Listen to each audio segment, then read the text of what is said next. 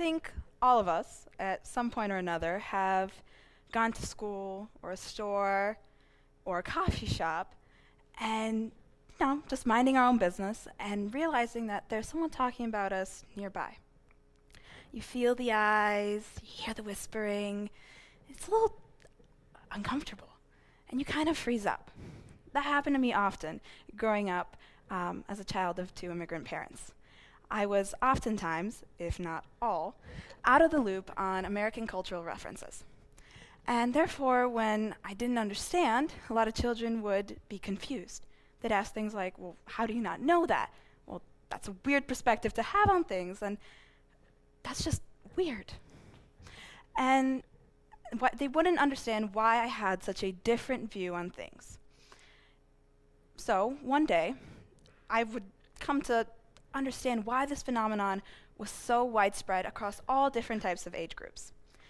One day, my mom and I went to a coffee shop, as we do, and ordered coffee, sat down, and started speaking in Bulgarian. As we were talking, I heard two girls behind me having a very heated discussion.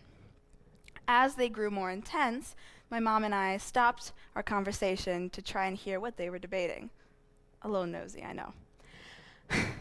And what they were talking about was absolutely shocking to me. To better understand why I was so surprised, I want to give you some context. On October 12th, 1492, an Italian explorer, who some of you may be familiar with, by the name of Christopher Columbus, settled in America, stepped foot in America, and claimed territory for Spain. This was the first European chapter in a long history of colonizing North and South America to help the United States develop into what we know it as today. Approximately 96,000 non-citizens legally enter the United States each year, and 13.7% of the United States population are immigrants of all different sorts of backgrounds. And yet, in the American public education system, we are taught so very little about respectfully asking about these people's backgrounds and ethnicities. On this very warm and breezy day, at the coffee shop, my mom and I shared a confused look as to why these two young girls around my age would think it would be offensive.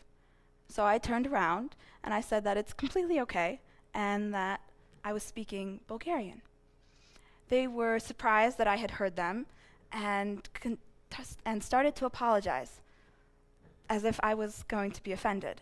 I assured them that was not the case, and we had a lovely 20-minute discussion about Bulgaria, the language, and my family history. There are obviously respectful ways to word a question towards someone. If they are having an evidently bad day, it may not be the best idea to just interrupt them. But if they're not in the middle of something, walking up and saying, "Hey, excuse me, what language are you speaking?" Or if it's about a cultural piece of clothing, "Hey, excuse me, what blank piece of clothing is this from?" And continuing that conversation to show interest. I have never met an immigrant or a child of immigrants like myself ever be offended by a mere notion of a question. I have them myself all the time. I am not Catholic, and a lot of my friends are. So when their holidays and traditions come up, I ask them about their origins, etc. And when my holidays and traditions come up, they ask about mine and its history, which pushes me to learn more about my culture. Humans are naturally curious. It's not a bad thing to have a question, and you can't really stop it, and you shouldn't have to. So many people in the United States are immigrants or have some sort of immigrant heritage. It's where we have begun.